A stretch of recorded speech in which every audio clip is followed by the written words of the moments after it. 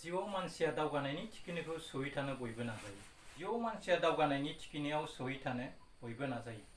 नाथाय खायफाया बे नाजानायखौ जिउनि थांखि महरै लानानै जिउ दावहाथिलियाव बारसोमा। खायसेया दावहा नाङालासिनो आं जेनखागोन होननानै दावहाथिलिनिफ्राय खारखुमायो। थार गुबै जोहोलावजोफ्रा माब्लाबाबो बिदि हाबा मावा, जायनि जाहोनाव बिसोरो देरहासारनाय एबा थांखियाव सहैयो। बिसोर डाउट्स, फियार एन्ड पेइनखौ गिया, जायनि थाखाय गोरा गान्थि खाना बिसोरो हाबा मावनो हायो। बिसोरो डाउट, फियार एन्ड पेइनखौ गिया, जायनि थाखाय गोरा गान्थि खाना बिसोरो हाबा मावनो हायो। आरो जायफ्रा बेजों खाना दोनजायो बिसोरो लामा ससेयावनो आन्दायना थायो। फिसा गोजावना थानाय बन्थं मुराखौनो गावनो रैखाथिनि आर'नाइ होना गोबाख्रबो। बिसोर बादि सुबुंफ्रा खालि फेइल, उइकनेस, अरिफ्रासो बासा लाना थायो। बिसोरो मालायनि जौगानायाव माब्लाबा सु जानानै गसंथेयो।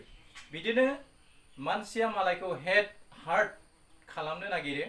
लाजिया फांजिया सोरखौबा दुखु आरो लाजि फोनांना मजा लायो। बिदि मानसिया गावथ' मालायखौ बाख्नायनो रोङा, माब्लाबाबो बिनाव बे गुना थायैखायनो बियो मानसिखौ मुगैयो आरो बयखौबो दुखु होनो सानो। आरो बिदि सुबुङा मालायनि जौगानायाव बाख्नायनो, आखाइ खबनो एबा फालि गांसेखौनो मान होनो साना। माने गावनि सायाव देरसिन सोर दङ सानो। उनाव बिहा सा ससेयावनो लामा गोमायो, लोगो दिगो गैया जायो। थेवबो बिदि मानसिया गावखौ फेंनो गोसो जाया एबा नाया। बिदि मानसिखौ सिनायनो रोङाब्ला मोजां मानसिफ्राबो माब्लाबा थगायजायो। जिउआव देरहासारनायखौ मोननो लुबैयोब्ला नों नोंनि आथिं थोंसे खाख्रबना थानायखौ बसना फैनो हानांगोन।